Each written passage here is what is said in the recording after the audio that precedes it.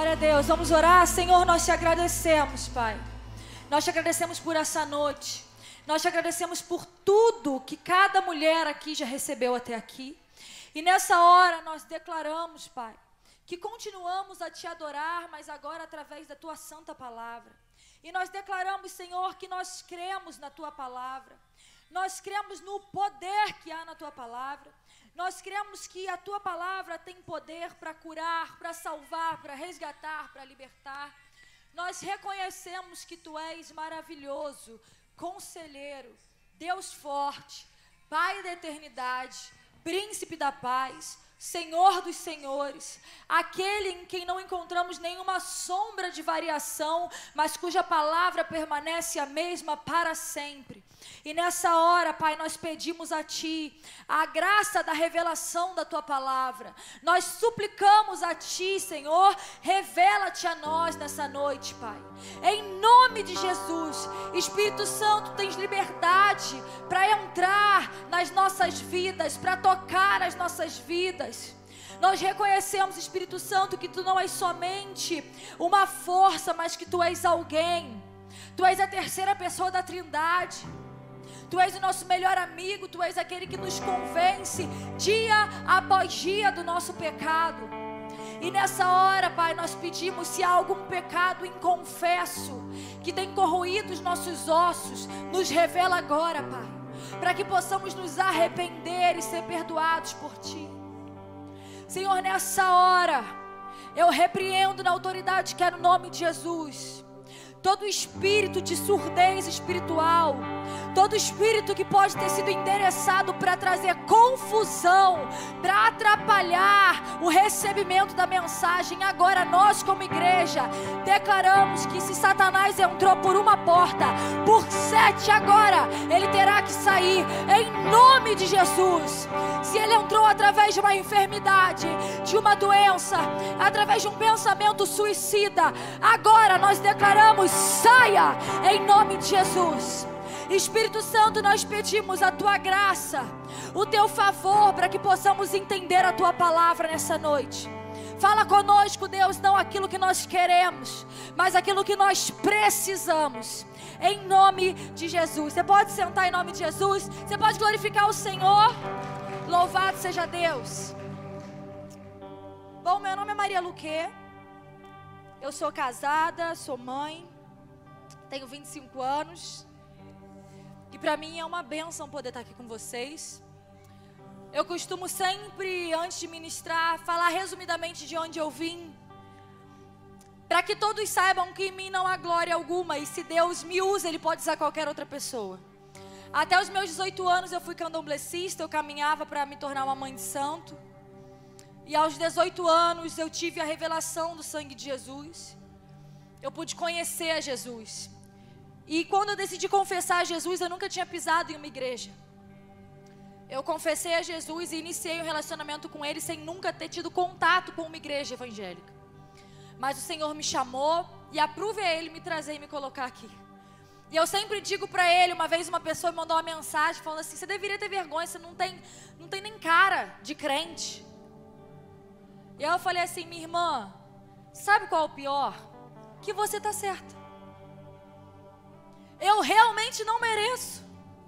Eu realmente sou muito mais improvável do que inúmeras pessoas têm mais capacitadas do que eu, têm mais preparadas do que eu, mas uma coisa eu sei: Ele me escolheu. Aprove a Ele me escolher. Não porque eu sou boa, mas acho que o Senhor olha para nós e Ele fala assim: deixa eu ver, essa daí não tem nada em que ela possa se gloriar, então eu vou usar. Porque a glória não vai ser dela, vai ser minha. Então entenda uma coisa, se você está aqui essa noite: Deus não te usa apesar das suas limitações. Deus te usa justamente com as suas limitações, para que em momento algum você se glorie, e para que você sempre se lembre de que tudo é graça e favor. Tudo. Amém? Abra sua Bíblia em nome de Jesus, no livro de Ruth, capítulo 2, do versículo 14 ao 17.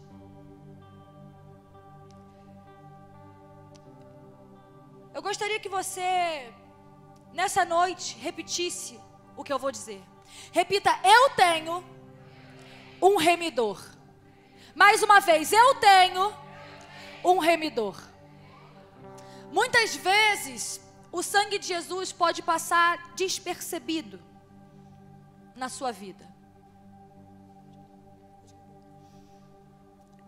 Mas eu, por ter vindo do terreiro, eu sei o valor que existe no sangue.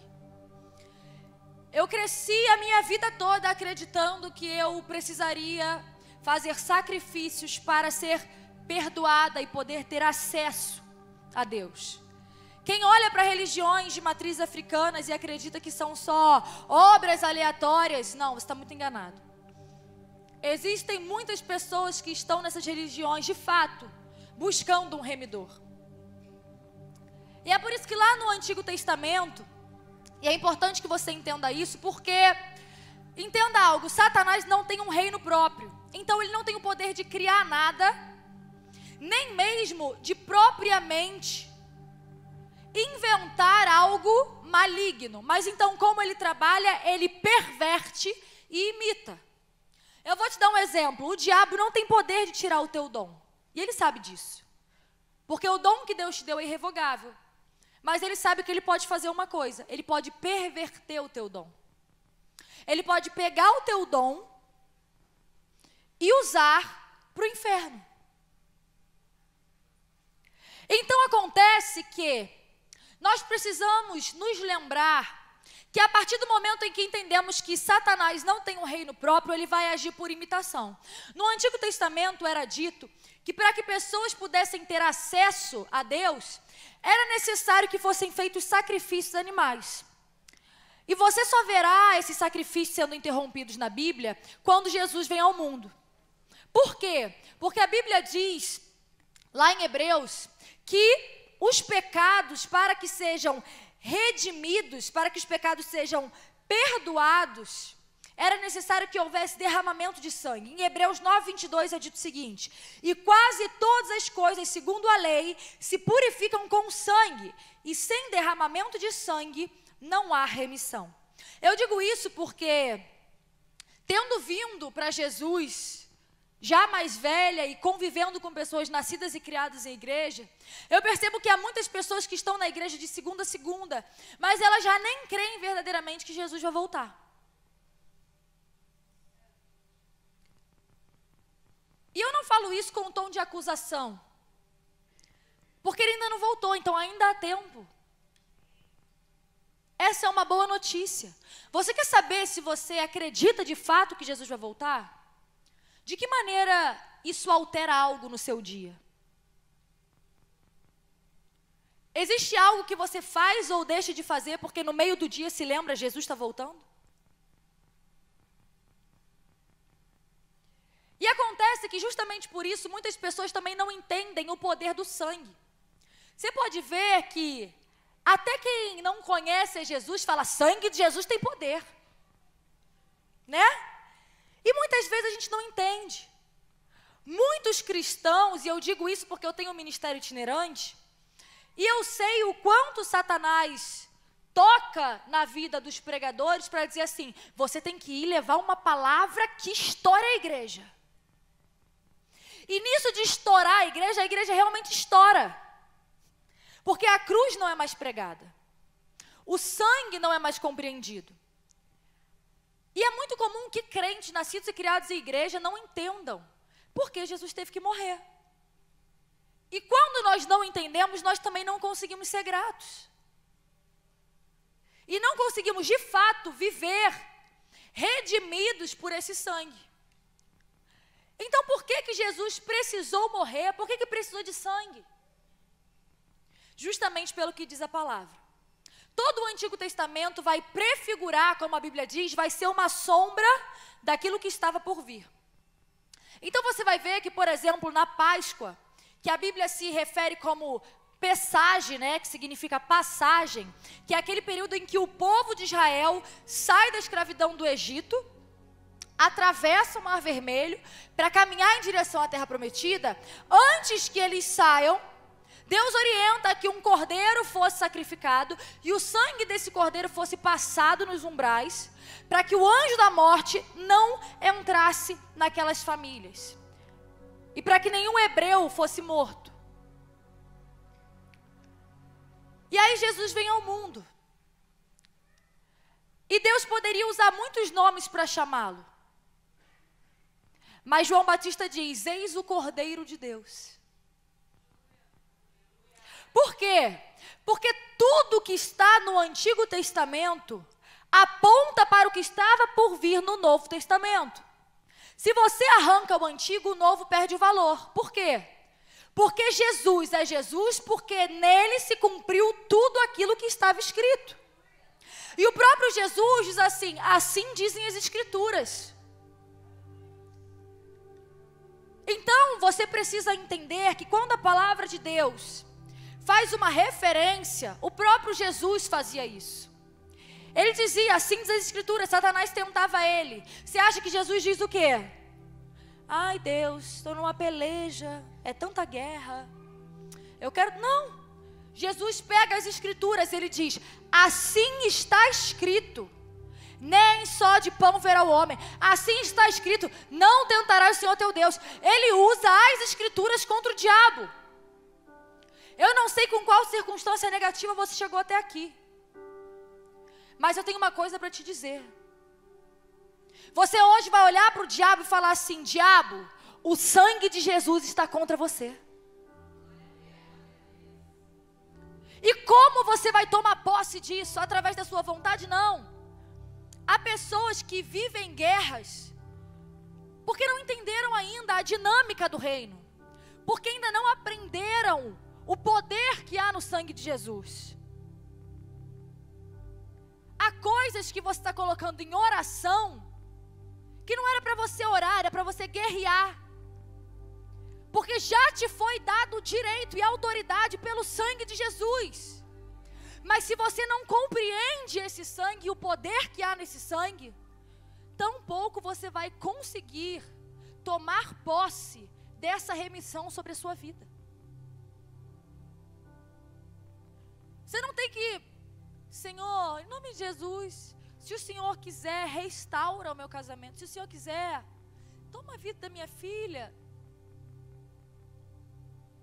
A Bíblia é clara quanto ao que Deus quer. Deus é um Deus de aliança, então você não vai pedir Deus restaurar o meu casamento, você vai falar, diabo, o sangue de Jesus está contra você.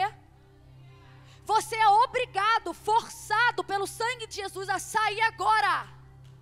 Da minha casa, da minha vida, do meu ministério, do meu casamento. Muitas vezes você está pedindo a Deus, Deus está falando assim, eu já te dei a espada agora, quem vai fincar é você. Para Deus você pede a espada, mas agora se está na tua mão é você que tem que manusear.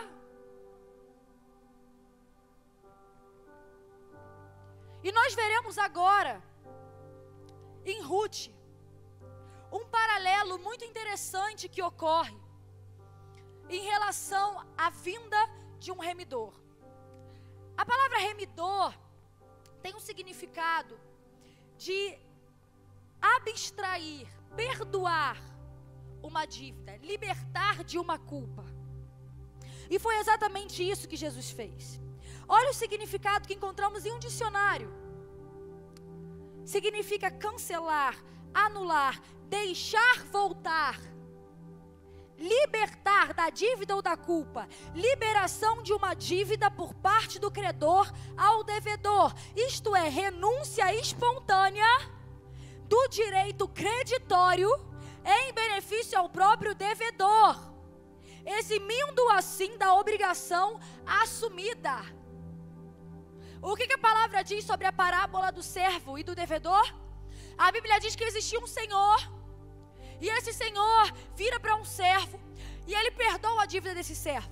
Ele diz, olha, eu perdoei a tua dívida. Só que acontece que esse servo vira para o seu conservo, e diz assim, olha, eu não perdoo a tua dívida. E aí esse senhor diz assim, olha, se eu perdoei a tua dívida que era muito maior, por que você não perdoou a dívida do seu conservo que era muito inferior? Olha a linguagem que Deus usa para dizer que Ele é o teu remidor. Olha o que Ele disse: você tinha com Ele uma dívida. O pecado te deixou em dívida, mas Ele perdoou essa dívida. Por isso Ele é o seu remidor. Ele quitou aquilo que foi perdido no Éden. Porque no Éden não se perdeu só o paraíso. Não é só isso, não é o paraíso físico, era a presença de Deus. E olha o que significa redimir: deixar voltar. Através de Jesus você pode voltar para a presença de Deus. E agora nós veremos uma ilustração sobre o que ocorre quando nós decidimos confessar a Jesus como nosso remidor. Ruth capítulo 2, do 14 ao 17.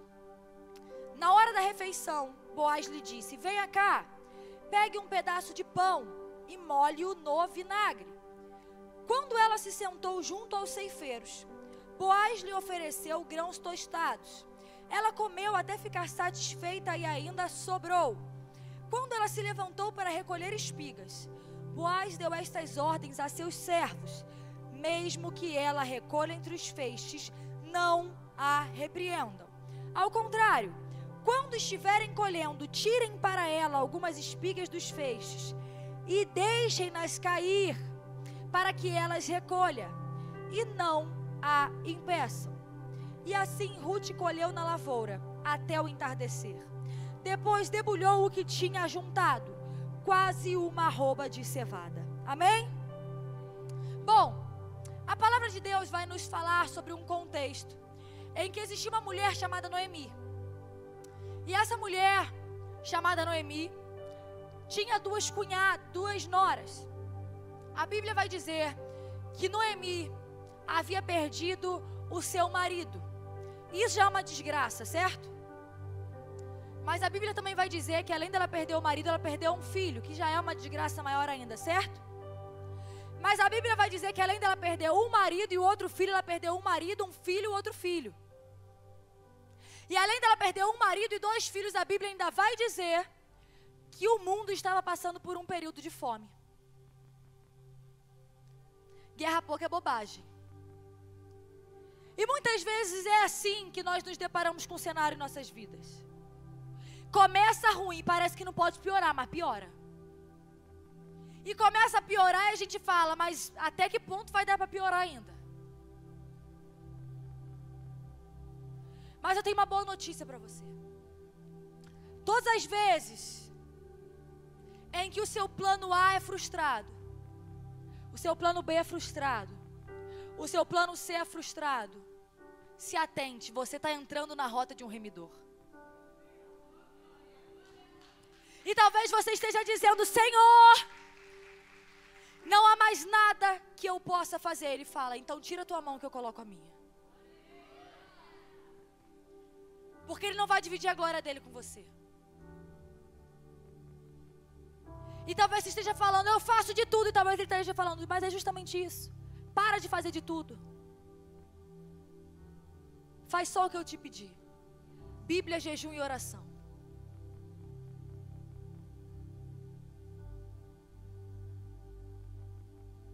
E acontece que aquela mulher, segundo a palavra, a Bíblia relata que Noemi se sentia sozinha.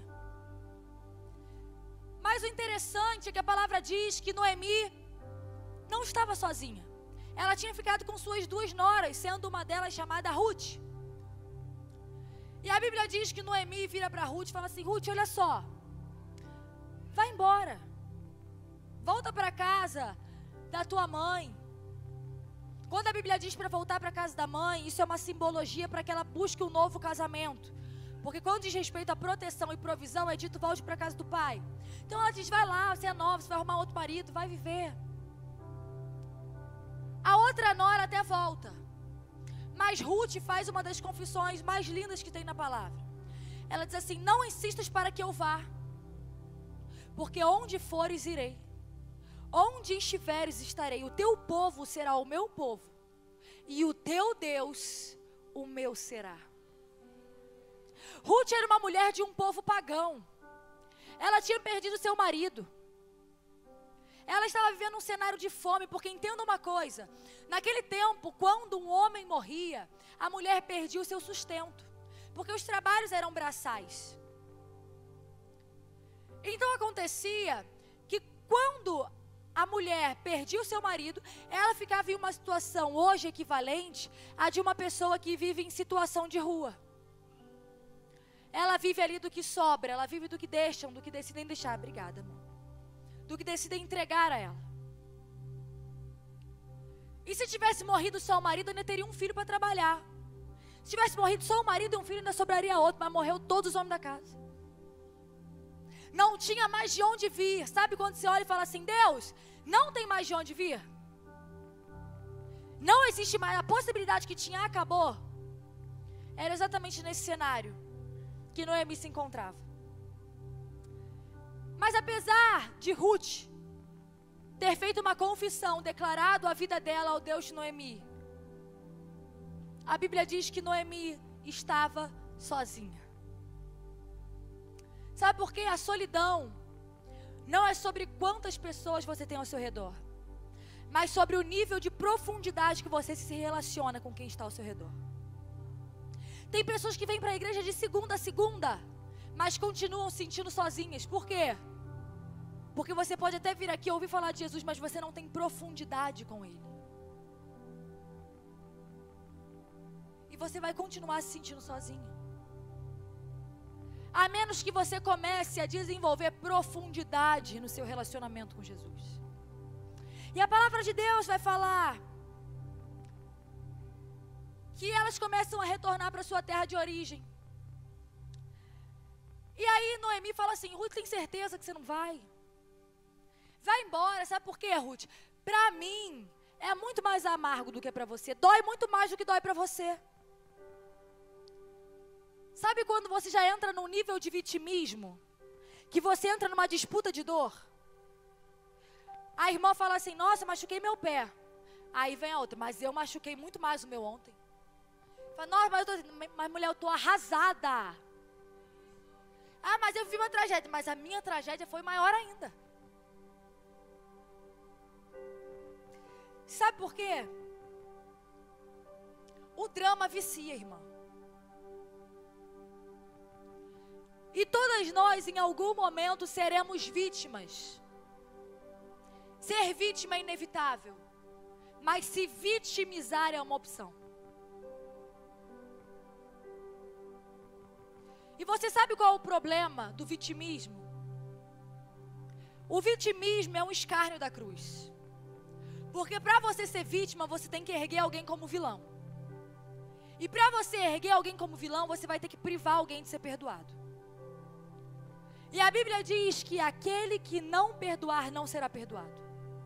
E talvez isso até soe como uma afirmação legalista. Ué, se a Bíblia diz que não é pelas obras que eu vou ser salvo, como assim se eu não perdoar, não vou ser perdoado? Então depende do que eu faço? Não. O que a Bíblia quer dizer é muito simples. Logo depois daquela parábola que eu falei agora sobre o servo e o devedor, o senhor e o servo, a Bíblia diz o seguinte: o senhor vira para o servo e fala assim, ué, se eu te perdoei, se eu quitei uma dívida que era muito maior, você não vai quitar uma dívida menor? E por que Deus está dizendo isso? Por que representa Deus nessa parábola? Porque seria como se Deus dissesse assim para nós: se eu sou santo e perdoei você que é pecador, qual autoridade você como pecador tem para não perdoar um outro pecador? Por que é uma dívida maior? Porque qual dívida é maior? A que um pecador tem com alguém santo, ou a que um pecador tem contra outro pecador? Então o que a palavra de Deus está dizendo é o seguinte: se você realmente recebeu o perdão de Deus, porque era muito fácil aquele servo só ser absolvido de uma consequência ruim, humanamente falando. Quem não gosta de pegar o lado bom só? Ai, que bom, me converti, ai, aquela dívida, olha, Deus me livrou, não vou precisar pagar. Mas nem todos conseguem receber o perdão em todas as áreas da vida. Nem todos verdadeiramente se convertem, mas muitos só pegam o benefício. E o que Deus estava falando ali é o seguinte: é impossível eu ter te perdoado e você não estender esse perdão ao próximo. Se Jesus deu a vida por você naquela cruz, para que você fosse perdoado e também o teu próximo, e você se nega a perdoar o próximo, você está fazendo um escárnio da cruz. Porque é como se você dissesse assim: olha, Deus até pode perdoar, mas eu sou moralmente superior a Deus. Eu sou muito mais santo do que Deus. Então Deus pode até te perdoar, mas eu que sou pura e irrepreensível, eu não te perdoo. Então todas as vezes que você aceita viver no vitimismo, sabe por que você se sente sozinha? Porque você está fazendo um escárnio da cruz. É como se você virasse para Jesus e falasse: Jesus, o teu sangue não serviu de nada, porque eu não recebi o perdão e justamente por isso eu também não estendo ao próximo.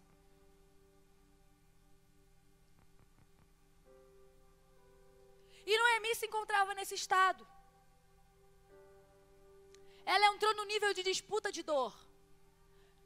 Ela chegou a dizer para a nora dela que ela estava sofrendo muito mais. Porque a dor da vítima é sempre maior. O vitimista para o mundo. O vitimista não se preocupa enquanto ele vai sobrecarregar alguém.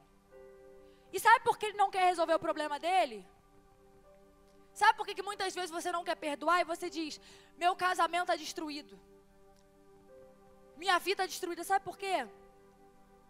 Você não perdoa porque quando você mantém uma pessoa em dívida com você, é uma forma de você não ser abandonado. Porque é como se você tivesse autoridade para falar assim: fulano, Beltrana, você está me devendo, você não pode ir embora da minha vida não. E todas as vezes que nós não encontramos em Cristo a nossa suficiência, nós nos tornaremos dependentes de outras pessoas. E o medo do abandono se torna tão grande que nós não queremos alguém que vire e fale assim: olha, é só você orar, jejuar e buscar. Não. Porque aquela pessoa quer ter aquele problema. Porque ela usa o problema dela para se aproximar dos outros. Então, se você propõe resolver o problema dela, ela até se ofende. Nossa, mas achei que foi rude. Ah, é porque é você que está vivendo. Não, minha irmã, é porque você não quer se liberta disso. Porque você quer manter alguém em dívida para poder dizer: você não pode ir embora porque você está me devendo. Sabe por que tem casamento que não sai da crise? Porque quando um problema é resolvido, por medo de você ficar sozinha, você arruma outro. Para poder dizer assim: não, aquele resolveu, mas você ainda está me devendo.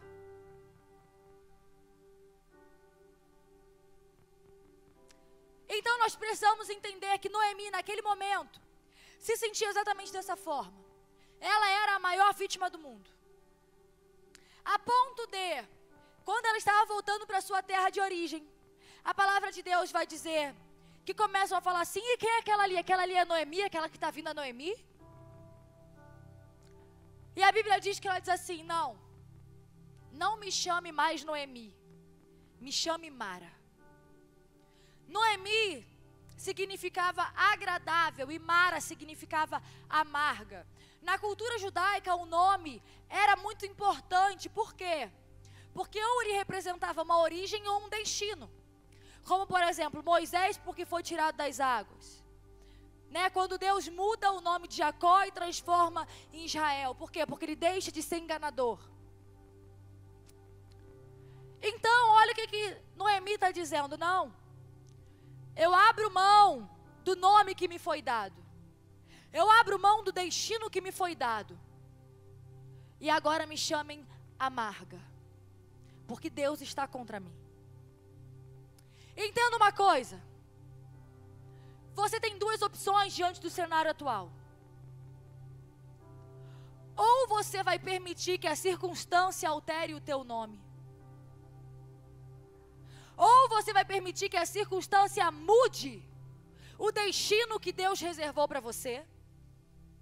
Ou então, você vai olhar para a circunstância e dizer: circunstância, existe um nome que está acima do seu nome e esse nome é Jesus.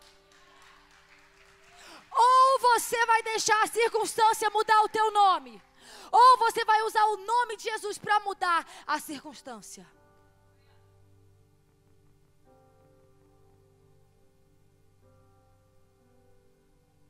Muitas vezes a gente ora a Deus falando: Deus, olha, a montanha está assim, o tamanho da montanha é esse, a medida é tal, tantos centímetros.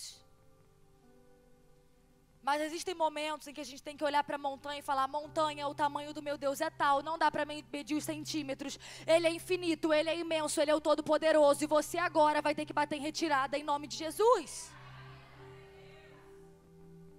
Às vezes você tem que parar de falar para Deus o tamanho da montanha, olhar para a montanha e falar: olha o tamanho do meu Deus.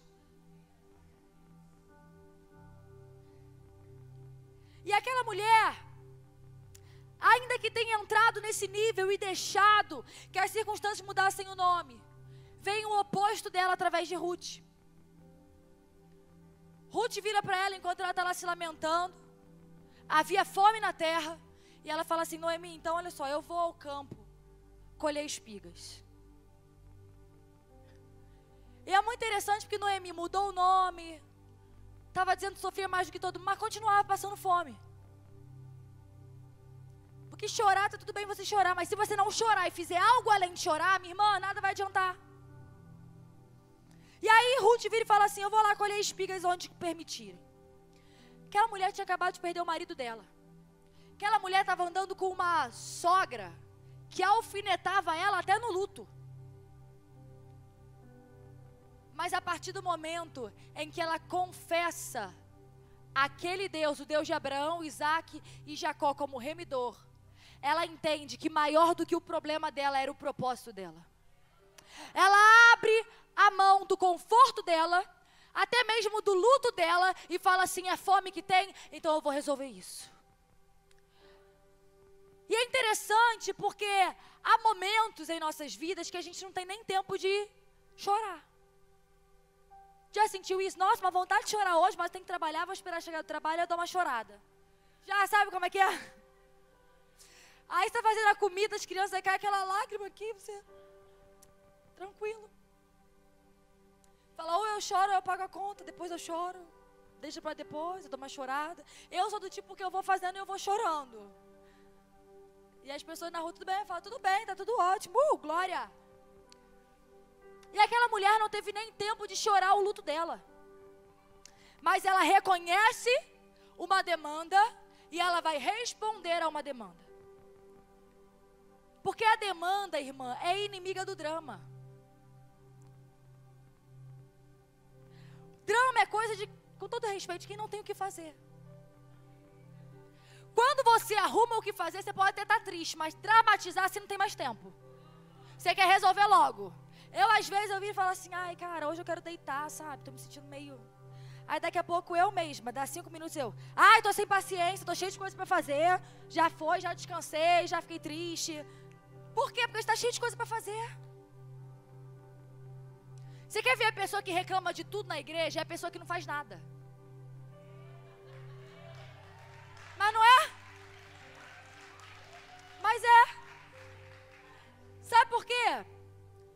Porque quando você entende que você foi chamada para resolver o que você é tentada a criticar, você já não reclama mais, sabe por quê? Você pensa assim: se eu reclamar do jeito que ela está fazendo, eu vou ter que ir lá e fazer melhor.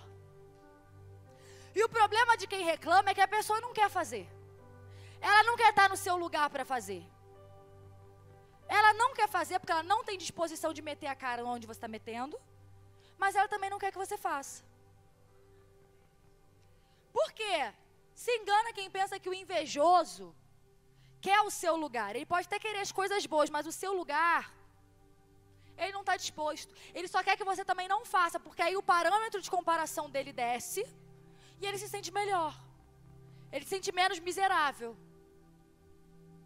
Essa coisa que hoje em dia, no Brasil, a gente tem até medo de celebrar alguma conquista nossa.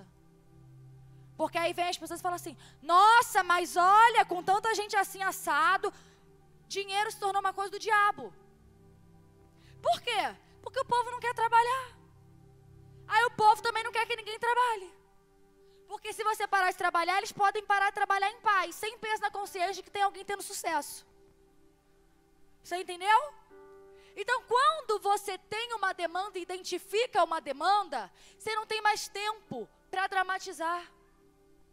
A tristeza, minha irmã, vai existir. A Bíblia diz, no mundo tereis aflições, isso é um fato, não é um achismo. Vai ter aflição, vai ter tristeza. Mas tem de bom ânimo. O que é bom ânimo? Mas você está feliz o tempo todo? Você é falsa? Não. Tô triste. Mas eu tô triste com ânimo de viver. Eu tenho essa tristeza aqui, mas essa tristeza aqui não vai roubar um propósito que é muito maior do que o momento que eu estou vivendo. E foi exatamente isso que Ruth reconheceu. E aí acontece que Noemi vira para Ruth e fala assim, olha só, Ruth. Nós temos aqui um remidor. Um parente próximo. O que era isso? No Antigo Testamento, existia uma lei judaica que dizia que quando uma mulher perdia o marido, o parente mais próximo deveria se responsabilizar pelo sustento dela, pela prole dela. Existem algumas características que tinham um parente remidor. E eu quero que você se atente a esse paralelo. A Bíblia vai dizer que o parente remidor tinha, em primeiro lugar, o dever legal de comprar de volta um terreno que poderia ter sido tomado daquela mulher. Ou seja, o remidor tinha o dever de comprar uma terra que poderia ter sido tirada de sua propriedade. Em segundo lugar, ele tinha o dever de dar continuidade à prole daquela mulher, de se casar com aquela mulher e poder gerar os filhos para dar continuidade à descendência daquele parente que morreu. Em terceiro lugar, tinha o dever também de resgatar parentes que pudessem ter sido escravizados, vendidos como escravos. E em último lugar, ele tinha o dever legal e o direito de vingar em sangue aquele que havia morrido. O que isso significa? A lei judaica dava o direito do parente próximo, do remidor, matar aquele que havia matado o seu parente próximo. E agora entenda uma coisa. Você e eu éramos uma propriedade que havia sido vendida ao pecado. E aí Jesus, como nosso remidor, ele nos compra por um alto preço e um preço de sangue. A Bíblia diz que eu e você seríamos consumidos pela ira de Deus, porque muitos dizem assim, o diabo veio ao mundo, Jesus veio ao mundo para nos livrar das obras do diabo também. Mas Jesus veio ao mundo para nos livrar, principalmente da ira de Deus. E talvez você diga, mas se Deus é bom, como é que ele se ira? Justamente por Deus ser bom, ele se ira contra o mal. Se você é uma pessoa justa, você não vai conseguir ser omisso a uma injustiça, senão você também é injusto. Então, justamente por Deus ser bom, ele se ira contra o mal. Então, acontece que eu e você teríamos a nossa descendência exterminada, porque fomos mortos pelo pecado.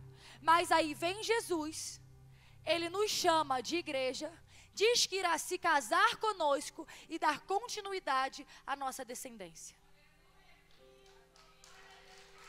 Olha como ele é o nosso remidor.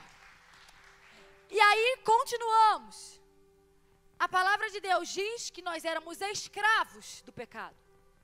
E aí ele vem e ele nos resgata da escravidão e nos liberta.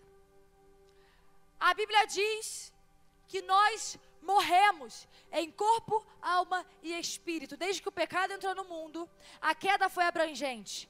O nosso espírito passou a ser condenado, a morte entrou em cena a nível de emoções e a nível também de corpo.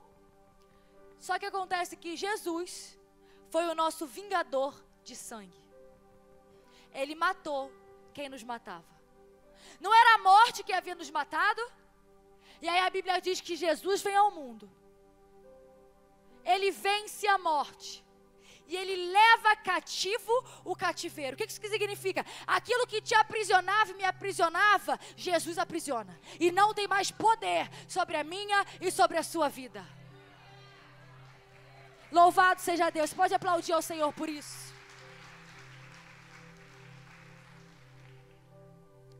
E é exatamente nesse contexto em que Noemi diz: olha, nós temos aqui um remidor. E aí a Bíblia vai dizer que casualmente Ruth cai num campo de um homem chamado Boaz, que era justamente o remidor, mas ela ainda não sabia disso. Às vezes tudo o que você precisa é de uma casualidade. Repita, casualidade. Talvez tudo que você precise hoje seja cair no lugar onde você não planejou.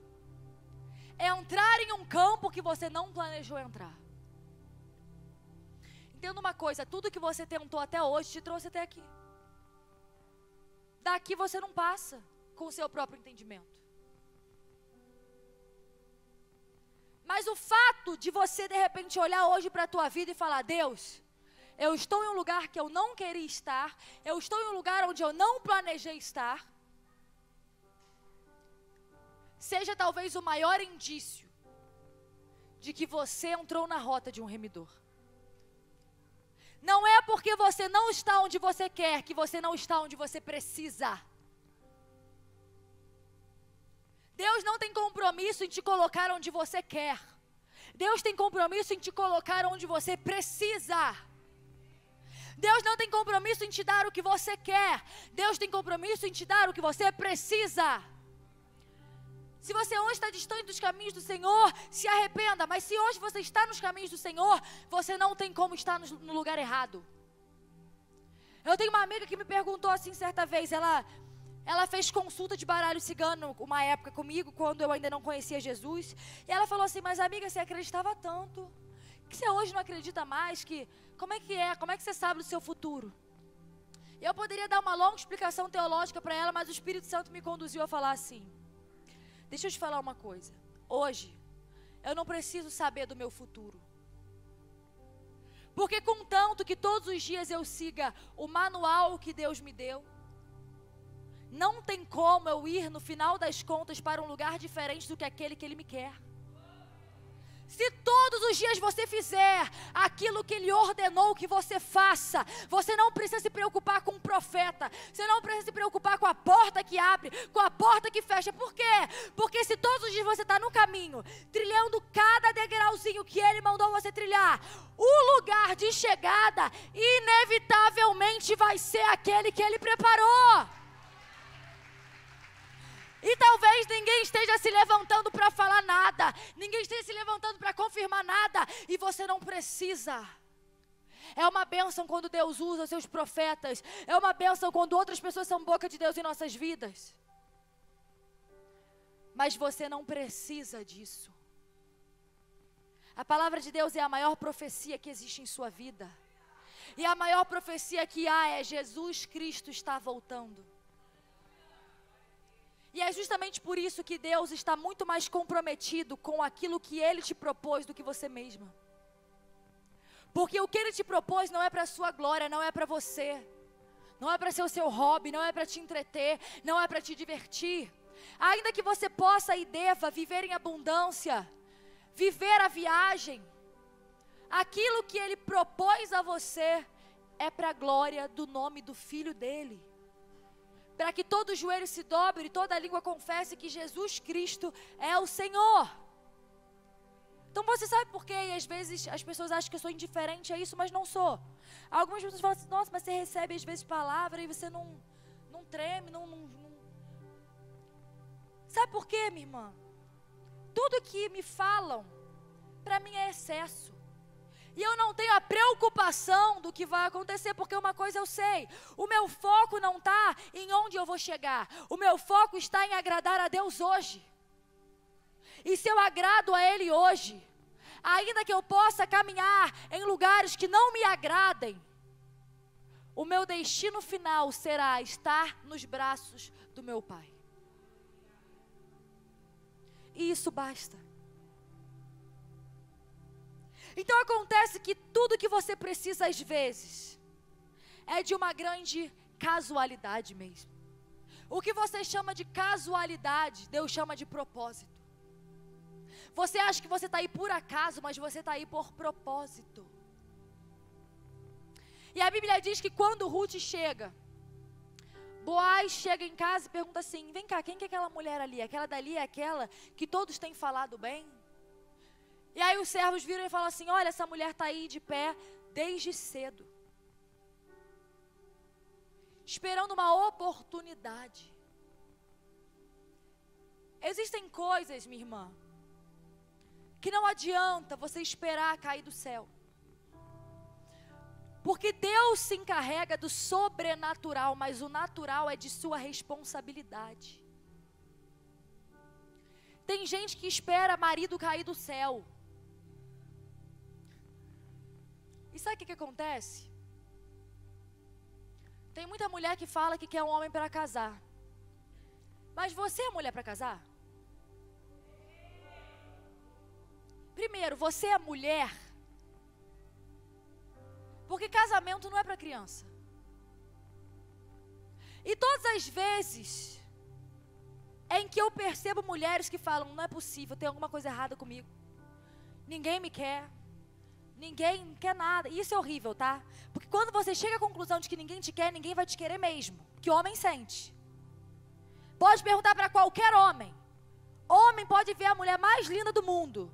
Se o homem projeta nele, se a mulher projeta no homem, que ele seja o pai, o melhor amigo, o irmão, a melhor amiga, homem tem pavor disso. Isso assusta.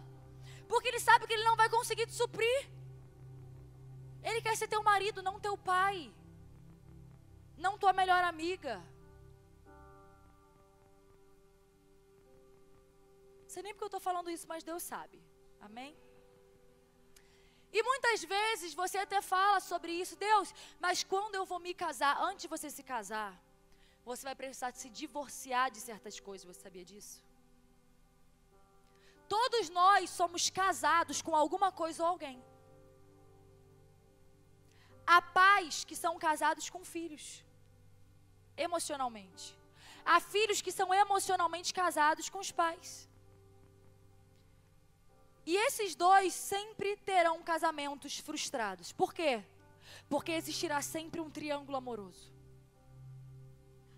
E você sempre colocará outra pessoa além do seu cônjuge para ser uma só carne com você.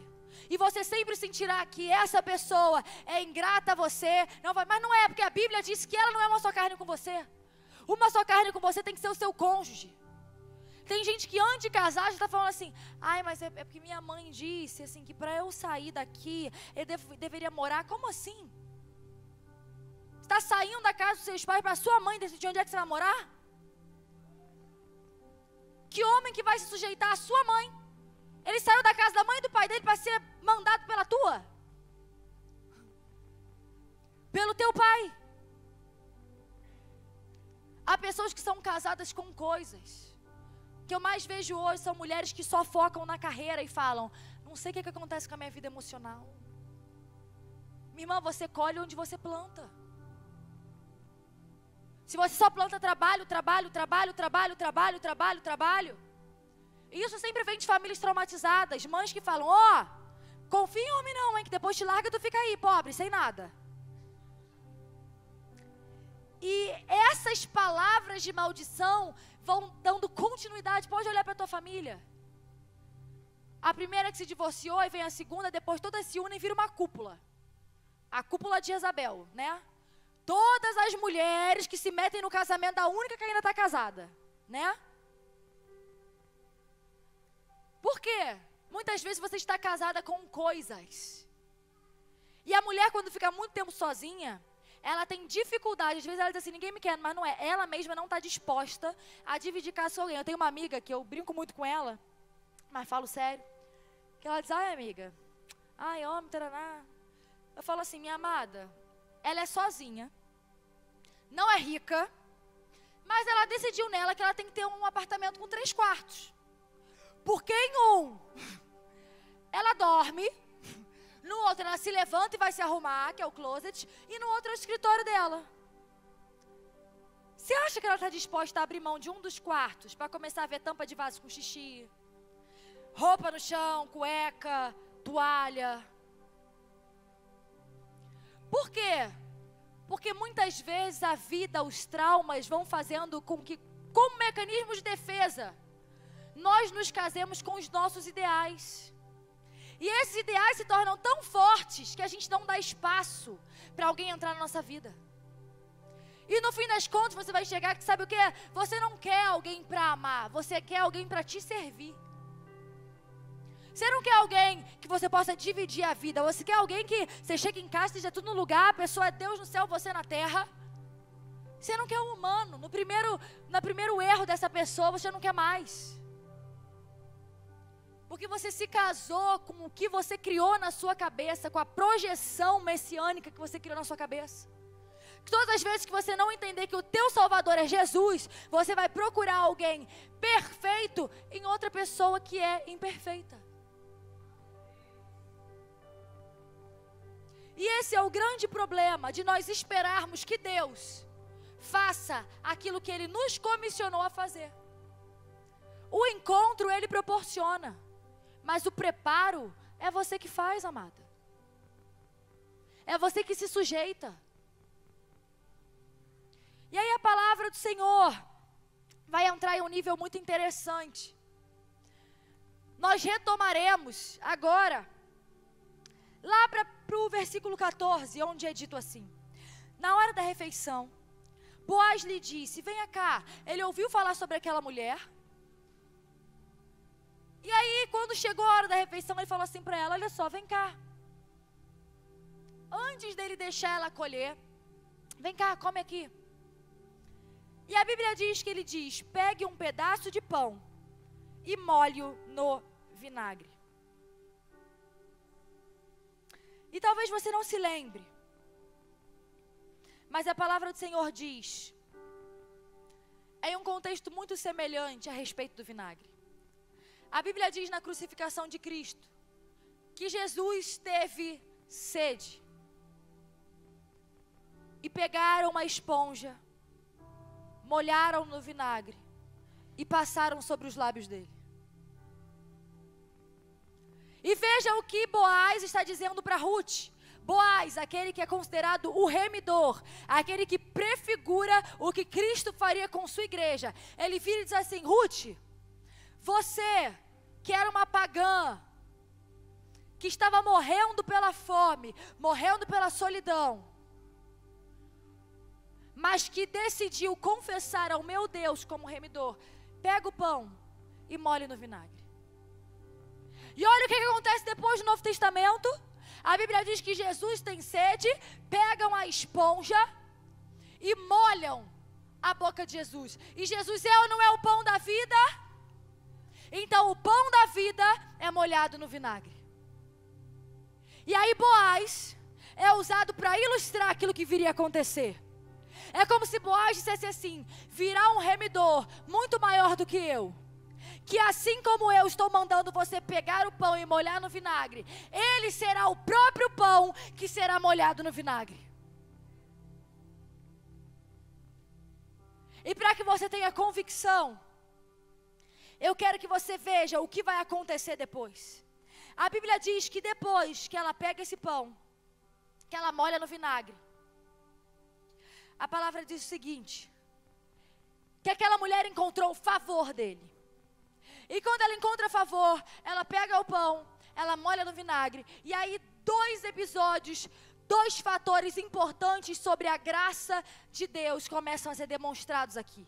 É como se pegassem e falassem assim, olha, eu vou mostrar para vocês, através da história de Boaz, o que o remidor que está por vir, o Messias, fará com seu povo. E é dito assim, quando ela se levantou para recolher espigas, Boaz deu estas ordens a seus servos, mesmo que ela recolha entre os feixes, não a repreendam.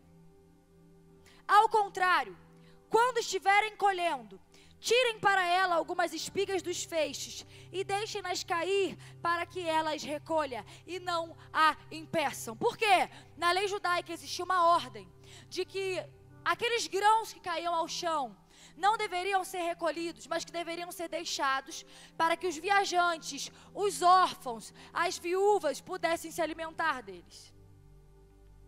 E aí Boaz, sabendo que ela estava passando fome, ele excede o que a lei ordenava que ele fizesse. Ele não só deixa ela pegar o cair no chão, mas ele vira para os servos dele e fala assim: olha só, não deixa ela pegar só o cair não, deixa ela colher também entre os feixes, e deixem o que vocês colherem cair no chão para ela poder pegar tudo o que ela precisar.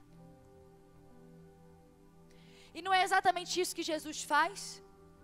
A Bíblia diz que Jesus não veio ao mundo para revogar a lei, mas para cumpri-la. E Jesus não só a cumpre, como faz além dela. Ele diz: olha, se teu irmão mandar você andar 1 milha, anda 2. Se ele te der uma face, se ele bater em uma face, bata também a outra. O que ele diz? Não só cumpre a lei, mas ele excede a lei. Ele vai além da lei. Então o que acontece aqui? O que Boaz, o remidor, o parente próximo de Ruth faz? Ele começa a prefigurar a graça que estaria disponível através de Jesus, o nosso remidor. Levanta sua mão, quero profetizar na sua vida. Através da graça de Deus, assim como Ruth, você vai colher aquilo que você nem plantou. Ruth não tinha plantado, ela estava em pé, mas ela não plantou. Mas através do momento, a partir do momento que ela pega o pão, molha no vinagre, que representa ela experimentando do remidor, ela começa a colher aquilo que ela nem plantou. Eu declaro em nome de Jesus que num período de 1 semana, você receberá uma ligação, uma mensagem, um e-mail, seja lá o que for, recebendo algo que você nem plantou. Aquele dinheiro que estava lá esquecido, aquele emprego que de repente você nem pediu, mas você estava lá em pé procurando, chegará até você. Em nome de Jesus, eu declaro agora que os anjos do Senhor estão recebendo ordens a teu favor para te servirem, para que o nome do Senhor seja glorificado. Louvado seja Deus. Aleluia. E o segundo ponto onde nós vemos a prefiguração da graça de Deus é quando a Bíblia diz que Ruth colhe e que ela sai com uma quantidade exata de 1 arroba de cevada. Isso era um peso de colheita. Mas é interessante quando alguns estudos mostram que 1 arroba de cevada era uma quantidade média que um homem costumava levar 1 mês para colher. Uma mulher colheu em uma tarde o que um homem levava 1 mês. Levanta sua mão, eu quero ser profeta na tua vida. A graça de Deus vai te capacitar a carregar aquilo que é humanamente impossível, a suportar aquilo que é humanamente impossível, a receber aquilo que olha de fora pode até pensar assim: ela não aguenta, ela não vai dar conta, mas a graça de Deus vai te capacitar a carregar aquilo que humanamente é inexplicável você aguentar carregar.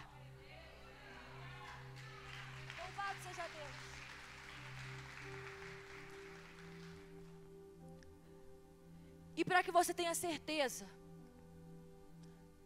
do quanto as Escrituras estão de fato apontando para um remidor, a Bíblia não tem o hábito de mostrar mulheres nas genealogias. Mas na genealogia de Jesus é encontrado o nome de algumas mulheres. E um desses nomes é o de Ruth.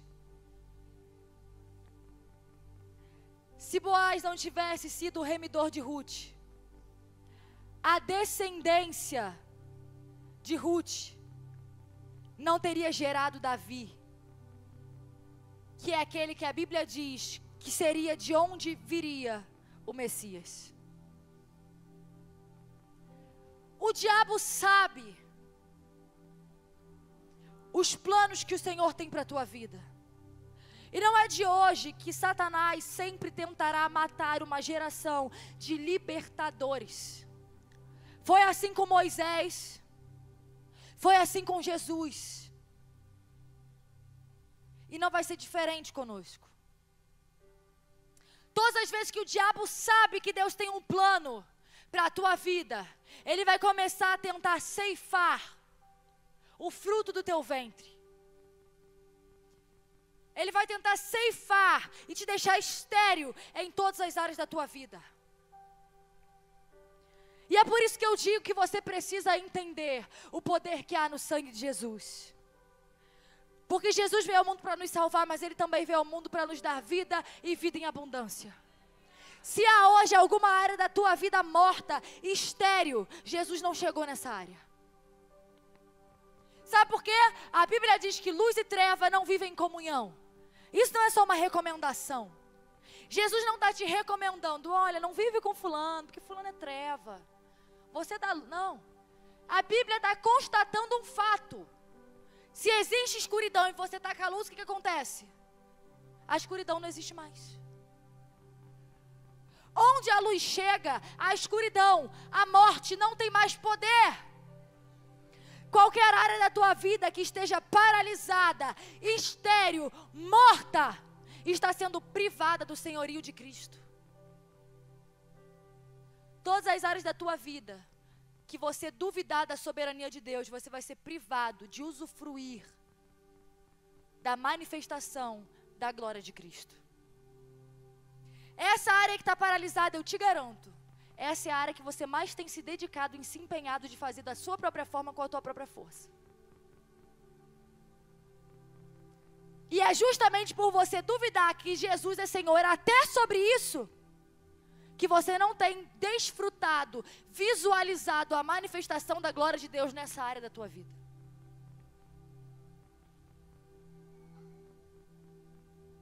Você pode se colocar de pé em nome de Jesus? O Senhor me trouxe até aqui hoje para te dizer que Ele não veio só para te dar uma religião.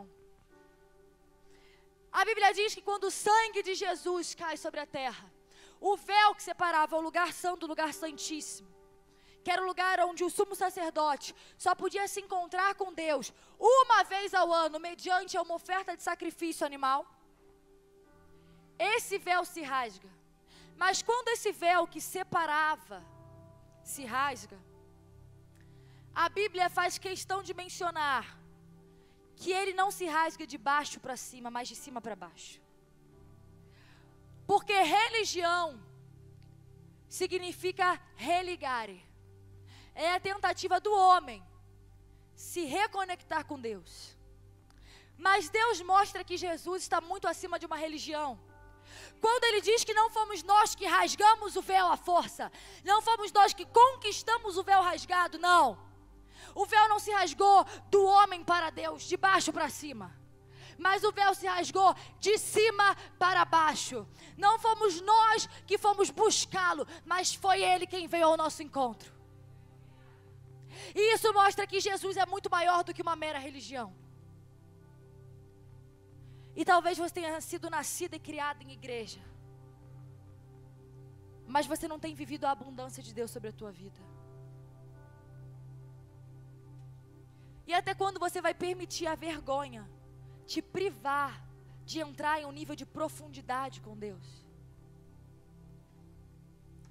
Eu estive um dia, no ano passado, em uma igreja, e uma irmã começou a aparentemente orar em línguas, e aquele som me incomodou. O Espírito Santo falou, isso não é meu. E aí eu vi algumas pessoas ministrando o batismo, e naquela hora o Senhor me conduziu a orar por ela. E ela manifestou, ela ficou endemoniada. Só que o demônio olhava para mim, tentando fingir que não estava nela. E aí ele olhava para mim, através dela, e falava assim, eu sou filha de pastor. E minhas irmãs, é assim que o mundo espiritual tem roubado, ceifado muitas almas. O diabo vai colocar na tua mente que por você ter vindo de onde você veio, por você ter a posição que você não tem o direito de libertação, cura e salvação. Ele vai tentar te dizer que você tem que se envergonhar de se render a Jesus, porque o que vão pensar? Mas acontece que o mundo espiritual não respeita título gospel, não respeita a carteirada gospel, não respeita a família gospel. O mundo espiritual só se submete a uma coisa: o sangue de Jesus. E minha irmã, se há hoje alguma área da tua vida morta, o sangue de Jesus não entrou nessa área. Porque quando a vida entrar, a morte vai ter que sair. Porque luz e treva não podem, é uma impossibilidade coexistir, viver em comunhão. Onde a luz chega, a treva vai ter que sair. E hoje pode ser só mais um culto para você, mas hoje também pode ser a noite em que você falou: Deus, eu recebo esse basta na minha vida. A partir de hoje eu não aceito só uma religião. A partir de hoje eu quero receber da vida e vida em abundância que o Senhor deixou para mim. Feche teus olhos nessa hora e deixa o Espírito Santo trazer a tua mente todas as áreas adormecidas, mortas da tua vida.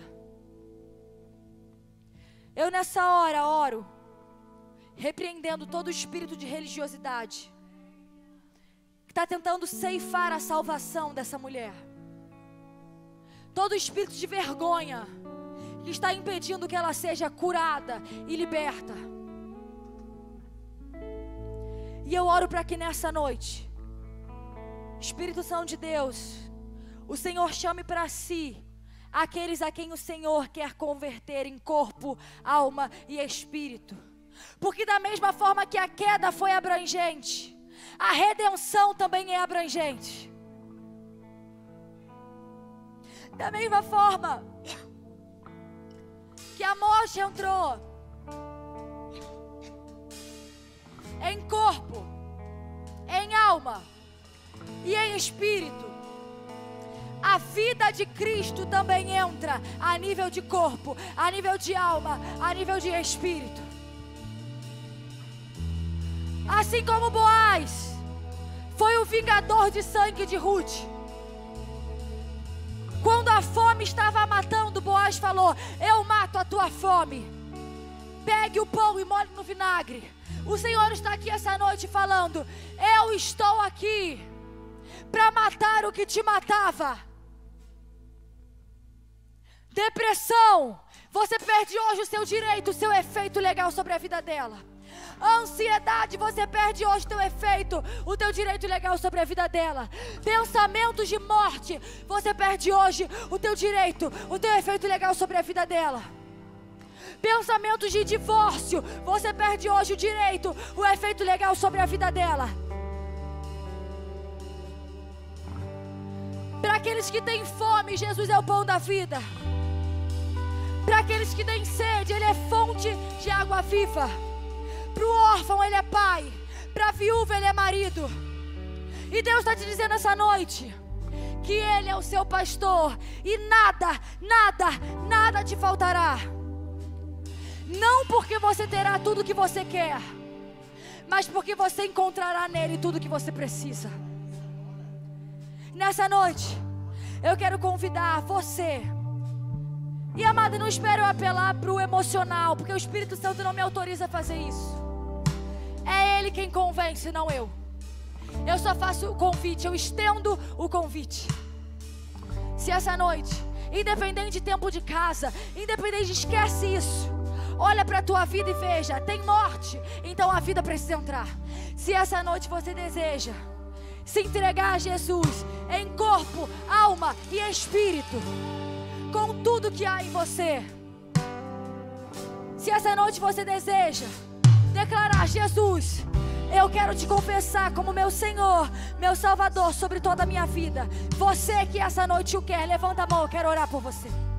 Levanta a sua mão, aleluia, glória a Deus. Mais alguém? Levanta a mão. Louvado seja Deus, louvado seja Deus. Você que que levantou sua mão agora, eu repreendo você, Satanás, está segurando a mão dela. Agora, solta a mão dela em nome de Jesus. Espírito de religiosidade, vergonha, medo, solta agora a mão dela. Você quer entregar a sua vida para Jesus, levanta a sua mão. Você que levantou a sua mão, vem até aqui à frente, eu quero orar por você. Eu quero orar por você, venha, venha. Venha receber desse favor.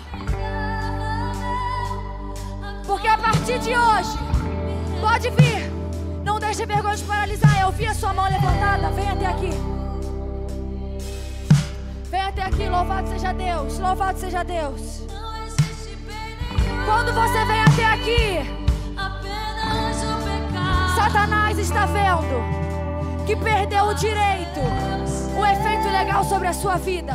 Quando você vem até aqui, você está dizendo: Satanás e seus demônios, eu desfaço todo o pacto que fiz com você através do pecado.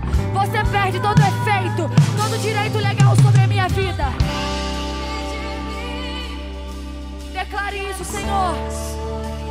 Eu quero ser tua casa. Pode chegar até o altar.